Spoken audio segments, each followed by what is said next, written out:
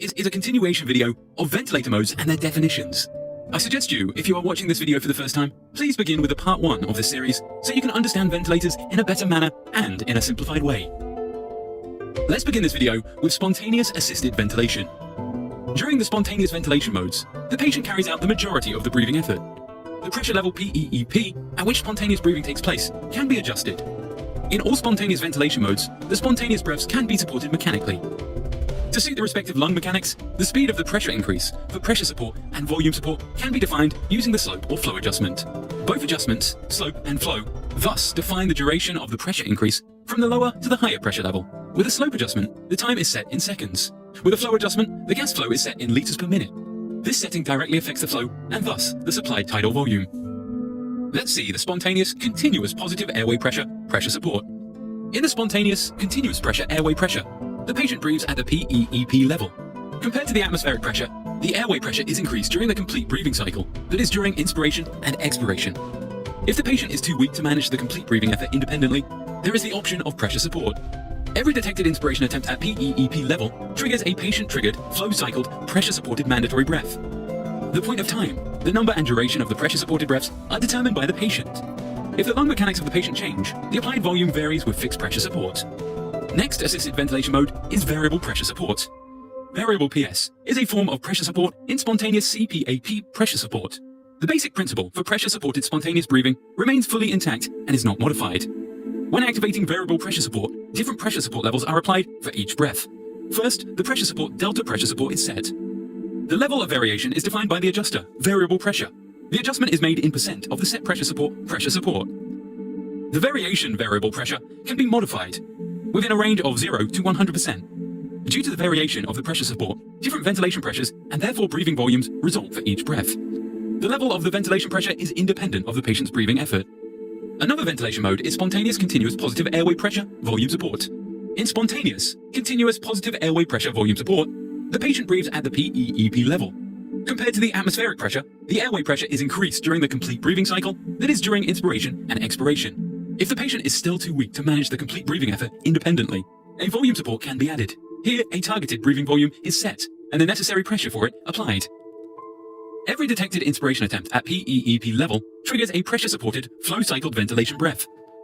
If the lung mechanics change, the applied pressure varies to keep the set tidal volume constant. To prevent too high pressures, it is absolutely necessary to set the alarm limit high pressure. Let's move on to the spontaneous proportional pressure support ventilation mode. In spontaneous proportional pressure support ventilation mode, a patient-triggered flow-cycle pressure support is applied proportionally to the inspiration effort of the patient, that is a low breathing effort, is only supported mildly, whereas stronger breathing effort triggers a larger support. The absolute level of the support depends both on the configuration of the parameters flow assist and volume assist and the patient. The two types of pressure support, volume proportional pressure support volume assist and flow proportional pressure support flow assist, can be used in combination. With volume assist, the elastic resistance can be compensated, whereas flow assist helps overcoming the airway resistance. This was the spontaneous ventilation mode. Let's move on to the neonatal ventilation modes. Let's begin with neonatal spontaneous continuous positive airway pressure. In neonatal spontaneous continuous positive airway pressure, the patient breathes at the PEEP level. Compared to the atmospheric pressure, the airway pressure is increased during the complete breathing cycle, that is during inspiration and expiration. The user can apply mandatory breaths by pressing a button. The constant pressure level of these mandatory breaths is set with an inspiratory mandatory pressure. Inspiratory mandatory time defines the duration of the mandatory breaths. Next neonatal ventilation mode is neonatal pressure control high frequency oscillation. In neonatal pressure control high frequency oscillation, the patient is given small, very fast mandatory strokes at the level of the average pressure, so-called high frequency pressure oscillations. The applied breathing volumes are within the magnitude of the dead space volume and permit a gas exchange in the lung in spite of the low volumes. Whilst considerable pressure amplitudes can occur in the whole system, the pressure fluctuations in the lungs are rather minor and oscillate closely around the average pressure. The average pressure, around which the oscillations occur, is defined by high-frequency mean airway pressure. The pressure amplitude is defined directly via the adjustment high-frequency amplified high-frequency.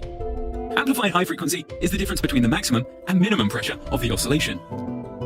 The frequency of the oscillations per second is set with FHF. Depending on the frequency FHF, different I to E ratios are available for selection. Spontaneous breathing of the patient is possible at any time in pressure-controlled HFO. Let's move on to pressure-control mandatory minute volume mode in neonatal. The patient can always breathe spontaneously at PEEP level.